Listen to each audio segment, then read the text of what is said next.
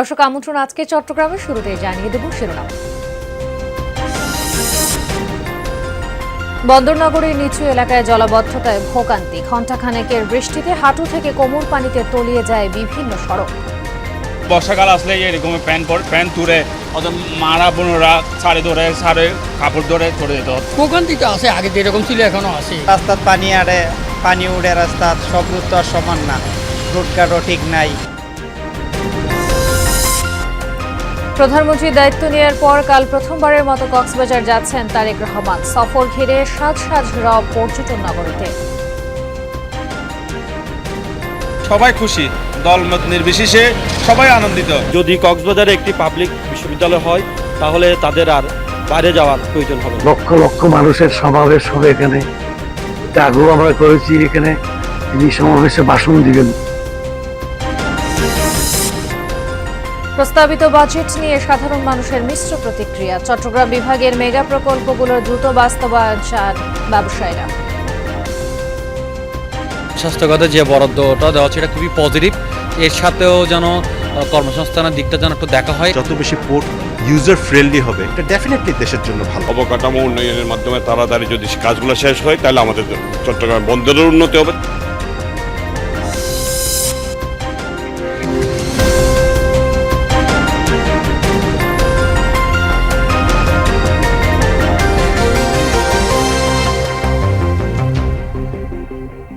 এতক্ষণ শিরোনাম দেখছিলেন, আপনাদের সাথে আছে আমি খান তাজনিনা হাসান। এবার বিস্তারিত। সামান্য বৃষ্টি, আবারও ডুবল চট্টগ্রাম। দুপুরে ঘণ্টাখানেকের বৃষ্টিতে হাঁটু থেকে কোমর পানিতে তলিয়ে যায় নগরীর প্রবর্তক মুরাদপুর কাতালগঞ্জের মতো নিচু এলাকা। এতে ভোগান্তিতে পড়েন সাধারণ মানুষ। পানি মারিয়েই গন্তব্যে যেতে হয় অনেককে। ভোগান্তি ও দুর্ভোগে এক প্রকার নাকাল নগরবাসী। আগ্রাবাদ সহ কয়েকটি এলাকার মূল সড়কের অনেক জায়গায় পানি জমে যায়। উঁচু এলাকা থেকে পানি দ্রুত নেমে গেলেও জলাবদ্ধতা তৈরি হয় নিচু এলাকাগুলোতে।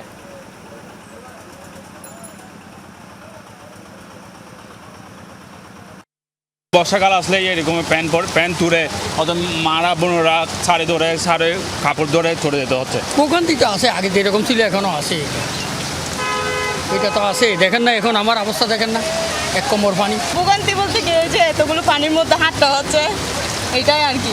অল্প বৃষ্টিতে পানি কষ্টতে, মানে যাওয়া আসা একটু ডিস্টার্ব এরকম। বৃষ্টির মধ্যে তো এখন তো 12 কম, গরম রোদে তীর্থ রোদের দিয়ে সকালে থেকে 12 তারানে বসে থাকতে এখানে ফ্লাইওভারের নিচে। দুর্ভোগ হয়, কষ্ট হয়, চলাফেরা রাস্তাত পানি আড়ে, পানি উড়ে রাস্তাত, সব রুট তো আর সমান না, রুটঘাটও ঠিক নাই। এ বিষয়ে আরও জানাতে চট্টগ্রাম থেকে যুক্ত হচ্ছেন সহকর্মী জুবায়ের রিফাত। রিফাত, বৃষ্টি কি এখনো হচ্ছে কিনা আপনার সেখানে, বা যেসব জায়গায় আসলে জলাবদ্ধতা তৈরি হয়েছে সেখানকার পরিস্থিতি কি আমাদের জানাবেন? দুপুর 12টার পর থেকে যে বৃষ্টিটি শুরু হয়েছে, এটিকে আসলে ভারী বৃষ্টিপাতই বলা চলে, এবং সেই ভারী বৃষ্টিপাতের ফলে কিন্তু আমরা দেখেছি যে শহরের যে নিচু এলাকাগুলো রয়েছে সেই নিচু এলাকাগুলোতে আমরা পানি জমতে দেখেছি, এবং সেটির ফলে মানুষের যে ভোগান্তি সেটিরও কিন্তু সৃষ্টি হয়েছিল। এবং নিচু যে এলাকাগুলো রয়েছে সেই এলাকাগুলোতে যে বাসাবাড়ি রয়েছে সেই বাসাবাড়ির মানুষরা তাদের যে প্রয়োজনীয় কাজ, যেহেতু আজকে ছুটির দিন, সেই ছুটির দিন উপলক্ষে যে প্রয়োজনীয় কাজগুলো আছে সেই কাজগুলো করতে যেতে আসলে তারা পারেননি, এবং ফলত তারা যেটি বলছেন যে তাদের যে ভোগান্তি সেটির আসলে তারা একটি স্থায়ী সমাধান চান। এবং অন্যদিকে আমরা দেখেছি যে চট্টগ্রাম সিটি কর্পোরেশনের মেয়র ডাক্তার শাহাদাত হোসেন, তিনি কিন্তু 36 সালের কাজ ইতিমধ্যে কিন্তু শেষ পর্যায়ে, এবং পরবর্তী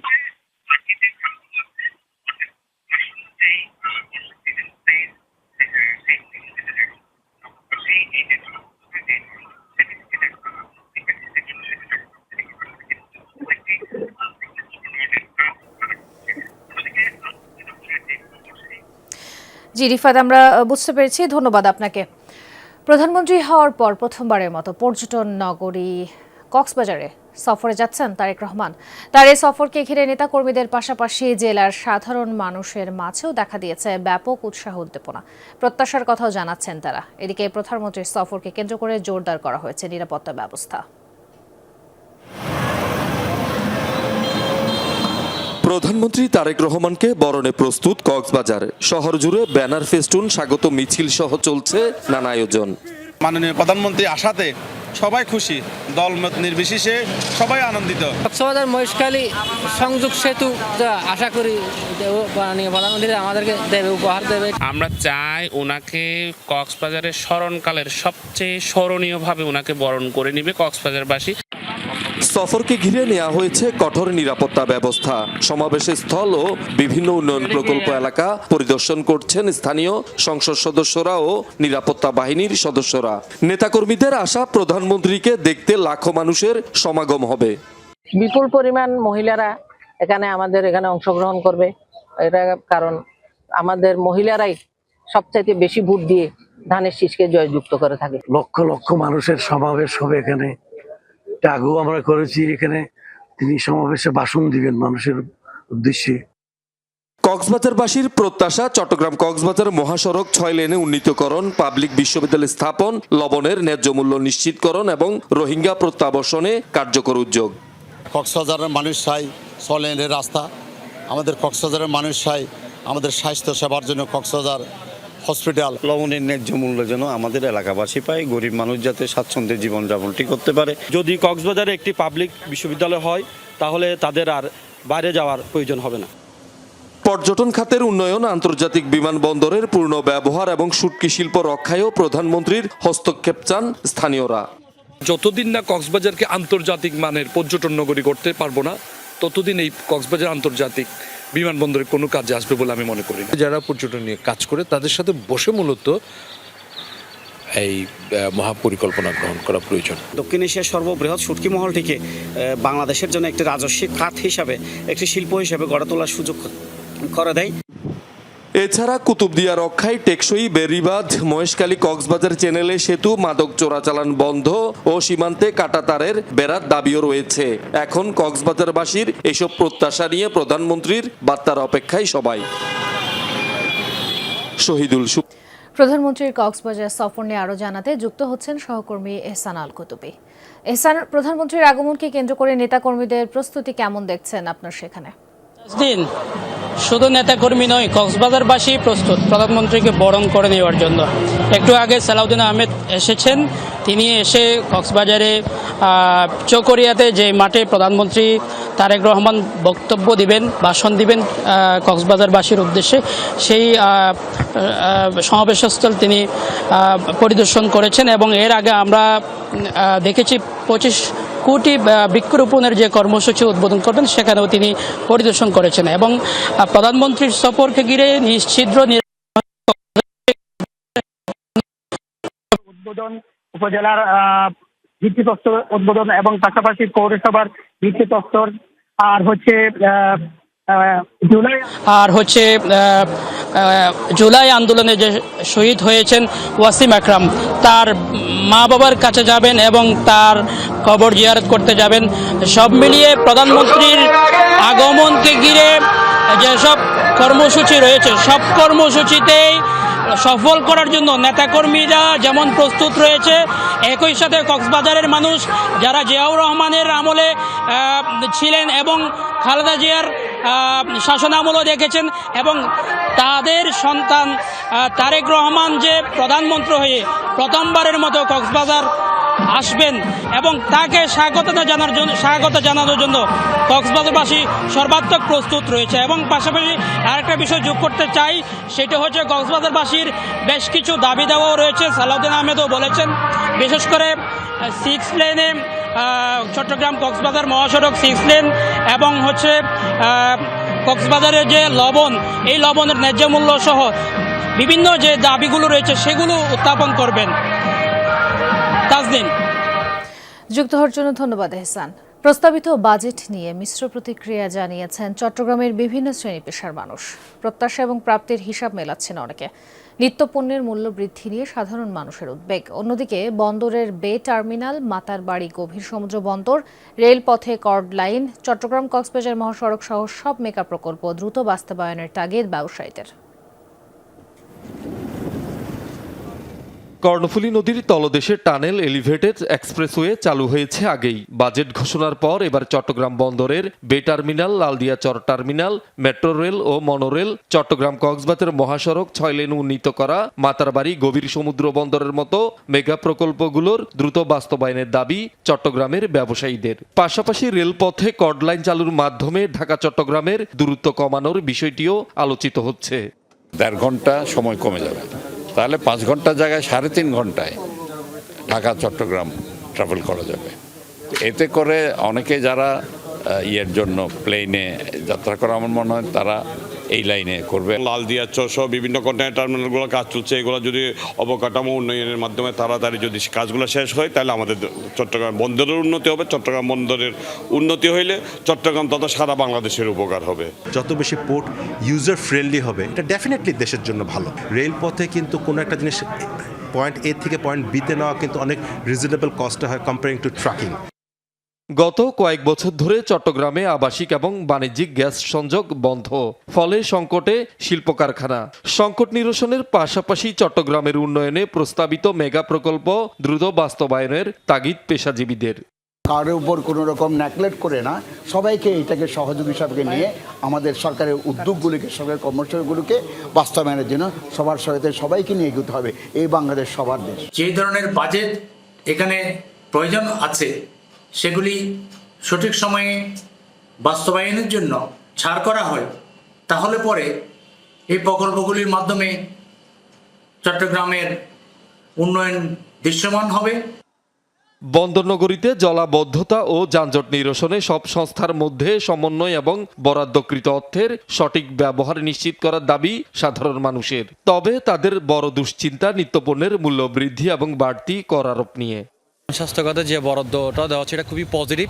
এর সাথেও যেন কর্মসংস্থানের দিকটা যেন একটু দেখা হয়। ট্যাক্সের যে হার, এটা এখানে রেট অনেক কমে, কিন্তু ট্যাক্সের পরিমাণ অনেক বেড়ে যাবে, কিন্তু ইনকাম বাড়তেছে না। ল্যাপটপের দাম কমাচ্ছে, ইলেকট্রিসিটি জিনিসের দাম কমাচ্ছে, এগুলো আমাদের সাধারণ মানুষের কোনো কাজে আসতেছে না। এগুলো আমাদের মতো সাধারণ জনগণের যেটা দরকার দৈনন্দিন জিনিসপত্র, এগুলো একটু দাম নিয়ে যদি একটু ভাবতেন। এখানে কোনো জনগণের কোনো প্রত্যাশা পূরণ হয় না। এটা সরকারি আমলারা এবং মন্ত্রীরা তাদের পকেট বাড়ি করার জন্য এই বাজেট করায়। শহীদুল সুমন, যমুনা নিউজ, চট্টগ্রাম। এবারের বাজেটে অর্থনৈতিক সংস্কারের প্রতিফলন ঘটেনি। দেশের সামগ্রিক ভঙ্গুর অর্থনীতিকে দিশা দেখানোর মতো বাজেট হয়নি, বরং বড় বাজেট দুর্নীতির সুযোগ বাড়ায়, এমন মন্তব্য করেছেন জাতীয় নাগরিক পার্টি এনসিপির আহ্বায়ক ও বিরোধী দলীয় চিফ হুইপ নাহিদ ইসলাম। দুপুরে চট্টগ্রাম সার্কিট হাউসে সাংবাদিকদের সঙ্গে আলাপকালে এসব কথা বলেন তিনি। অভিযোগ করেন, সরকার রাজনৈতিক প্রতিহিংসার জায়গা থেকে এনসিপি, জামায়াত ও 11 দলকে কোণঠাসা করার চেষ্টা করছে। যেখানে দেশের প্রতিষ্ঠান তৈরি করার কথা, সেখানে বিভিন্ন প্রতিষ্ঠানের উপর আঘাত আসছে। অর্থমন্ত্রীর বাজেট বক্তব্যে কোথাও ঋণ খেলাপি এবং বিদেশে পাচার হওয়া টাকা কিভাবে ফেরত আনা হবে সে বিষয়ে কিছু বলা হয়নি। সরকার এস আলমের হাতে আবারও ইসলামী ব্যাংককে তুলে দেওয়ার চেষ্টা করছে বলে অভিযোগ করেন নাহিদ ইসলাম। এ সময় এনসিপির মুখ্য সমন্বয়ক নাসির উদ্দিন পাটোয়ারি বলেন, সীমান্তে পশ্চিমের মাধ্যমে দক্ষিণ এশিয়াকে অস্থিতিশীল করার চেষ্টা চলছে। অর্থমন্ত্রীর পুরো বক্তব্যে আপনারা কিন্তু পাবেন না যে কিভাবে যে ঋণ খেলাপিদের টাকা তারা ফেরত নিবে, পাবেন না যে লুটেরা যারা গোষ্ঠী ছিল আওয়ামী আমলের সেই টাকা কিভাবে তারা আদায় করবে, তাদের বিচার কিভাবে নিশ্চিত করবে, পাচারকৃত টাকা কিভাবে তারা আনবে। আমরা সীমান্তে মানুষকে আহ্বান জানাই, মানব প্রাচীর তৈরি করুন, ঐক্যবদ্ধভাবে বিজিবির সাথে থাকুন। পুরো বাংলাদেশ আপনাদের সাথে আছে, আপনারা সাহস করে দাঁড়ান। আমাদের সার্বভৌমত্ব, আমরা 18 কোটি মানুষ আছে, আমাদের রক্ত আছে, আমাদের স্পৃহা আছে, আমরা রক্ষা করতে পারবো 71-এর মতন ইনশাআল্লাহ। চট্টগ্রামে এখনও নিয়ন্ত্রণে আসেনি হাম। জ্বর, নিউমোনিয়া, শরীরে লালচে দানা ও দুর্বলতা নিয়ে প্রতিদিন হাসপাতালে আসছে শত শত শিশু রোগী। এতে উদ্বেগ বাড়ছে অভিভাবকদের। চাপ সামলাতে চট্টগ্রাম মেডিকেল কলেজ হাসপাতালের হাম ওয়ার্ডে প্রতিটি বেডে 2 থেকে 3 জন শিশুকে চিকিৎসা দেওয়া হচ্ছে। তবে স্বাস্থ্য কর্মকর্তাদের দাবি, টিকাদান কার্যক্রম জোরদারের পর রোগী কিছুটা কমেছে। চট্টগ্রাম মেডিকেল কলেজ হাসপাতালের হাম ওয়ার্ডের চিত্র এটি। প্রতিটি আসনে ভর্তি 2 থেকে 3 জন শিশু। আজও চট্টগ্রাম মেডিকেল কলেজ হাসপাতালে হাম ওয়ার্ডে ভর্তি শতাধিক শিশু। জ্বর, নিউমোনিয়া, শরীরে লালচে দানা আর দুর্বলতা নিয়ে হাসপাতালে আসছে আর অনেকে, যাদের বেশিরভাগেরই বাড়ি চকরিয়া, কক্সবাজার, মহেশখালী, পেকুয়া, ফেনী ও নোয়াখালী। আজকে সিট দিয়েছে এক সিটে করে 2 জন, আবার 2 জনের জায়গায় 3 জনও দিচ্ছি কারো এখানে এক সিটে হতো 2 জন, তারপরে ইন্ডি 3 জন আছে, আমরা আছে 3 জন, 6 জন। শুধু রোগের পর রোগী আসতেছে, আর এক বিছানায় যদি একটা সুস্থ হয়ে যায় আর একটা রোগী এসে আবার সুস্থ হয়ে পড়তেছে। আমি আসছি হলো চকরিয়া থেকে, ওখানকার অবস্থাও খারাপ। হাম হয়েছে এখানে 2 বার আইসিতে দিয়েছে, মানে ওর অবস্থা বেশি খারাপ দেয়, কালকে 3টা বাজে এখানে নিয়ে আইছি। ওর সর্দি কাশি ছিল আর নিউমোনিয়ার ভাব ছিল, জ্বর ছিল, ওগুলো সেরে গেছে। এখন নিউমোনিয়ার কারণে অতিরিক্ত জ্বর হয়েছে। আক্রান্তদের বয়স 3 মাস থেকে 10 বছর। আক্রান্ত অধিকাংশ শিশু নির্ধারিত সময়ে হামের টিকা নেয়নি বলে জানান অভিভাবকরা। ডাক্তার বলছে হসপিটালে ভর্তি লাগবে, বলছে নিউমোনিয়া বাপ আসছে আর হাম হয়েছে। 103 ডিগ্রি 4 ডিগ্রি জ্বর প্রতিদিনে আসে, ওটা এখনো সুস্থর দিকে আসে না, এর অবস্থাটা খুব করুণ অবস্থা। হামের টিকা 10 মাস সেবে দিছি, ইয়ার পর আর টিকা দিছে না। আমার টিকা দেয় না, এমনি ছোট থেকে আগে যেগুলো টিকা দিতে ওই টিকাগুলো দিছিলাম আর কি। অনেক জায়গায় টিকা যে দিচ্ছে এর কোনো কি খবর পাওয়া যায় নাই, যার কারণে আমাদের এই অবস্থা। যখন টিকা দেওয়ার টাইম ছিল ওই সময় আমার বাচ্চা জ্বর হচ্ছে এই জন্য টিকা দিতে পারি নাই। তবে চিকিৎসকরা জানান টিকাদান কার্যক্রম জোরদার করার পর রোগীর সংখ্যা কিছুটা কমেছে। রোগ প্রতিরোধ ক্ষমতা বৃদ্ধি পেলে সংখ্যা আরও কমে আসবে বলেও দাবি তাদের। তখন কিন্তু আমাদের রোগীর সংখ্যা ছিল অনেক বেশি, প্রায় ডেলি প্রায় 150 160 এরকম ভর্তি থাকতো। এই মুহূর্তে আমাদের আজকের এই দিনে আমাদের হাসপাতালের রোগীর সংখ্যা হচ্ছে 121 জন। 121 জন, গতকাল ভর্তি হয়েছে 15 জন। মানে এটা আস্তে আস্তে কমে আসতেছে, হয়তো এটা সামনে আরও কমে আসবে। 4 সপ্তাহের মধ্যে একটা অ্যান্টিবডি গ্রো হয়। অ্যান্টিবডি গ্রো হওয়ার পরে ধীরে ধীরে আস্তে টিকা কার্যকরিতা প্রকাশ পাবে, তখন আস্তে আস্তে কমে আসবে।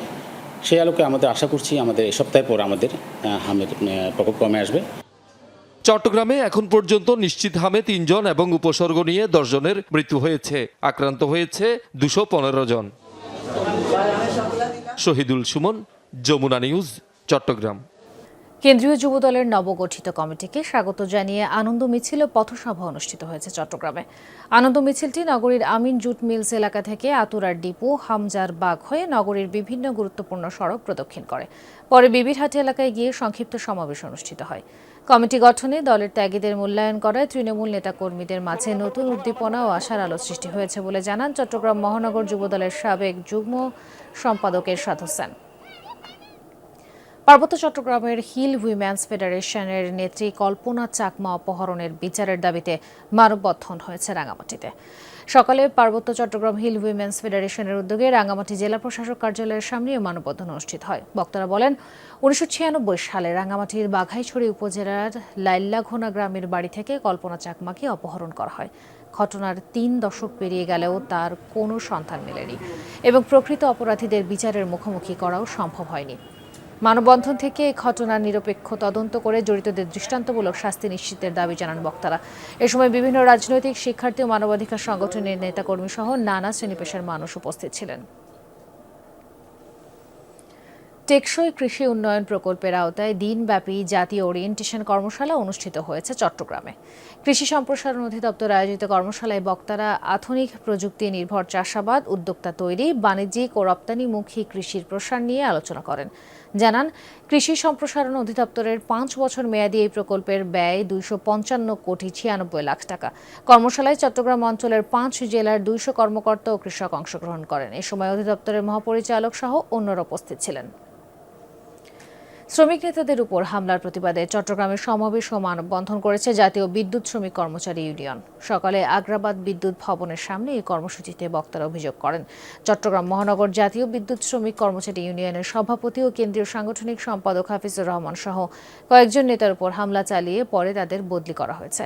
তারা এই ঘটনার তীব্র নিন্দা ও প্রতিবাদ জানান এবং সংশ্লিষ্টদের বিরুদ্ধে যথাযথ ব্যবস্থা গ্রহণের দাবি জানান। আওয়ামী লীগের দোসররা এখনও বিভ্রান্ত করার অপচেষ্টা চালিয়ে যাচ্ছে বলে অভিযোগ করেন বক্তারা। চট্টগ্রামের সাতকানিয়ায় সুবিধা বঞ্চিত শ্রমজীবী মানুষকে খাদ্যের সহায়তা দেওয়া হয়েছে। মানবিক সহায়তার অংশ হিসেবে সাতকানিয়ার বাজালিয়া ইউনিয়নের বড়দুয়ারা ওয়ার্ডে কয়েকশো মানুষের হাতে চাল তুলে দেয় এজে খান ফাউন্ডেশন। এ উপলক্ষে আয়োজিত অনুষ্ঠানে আয়োজকরা জনকল্যাণের সব ওয়ার্ডে এ ধরনের সহায়তা কার্যক্রম অব্যাহত রাখার কথা জানান। এ সময় ফাউন্ডেশনের চেয়ারম্যান আসিফ খান সবুজ এবং বাজালিয়া ইউনিয়নের বিভিন্ন শ্রেণী-পেশার প্রতিনিধিরা উপস্থিত ছিলেন।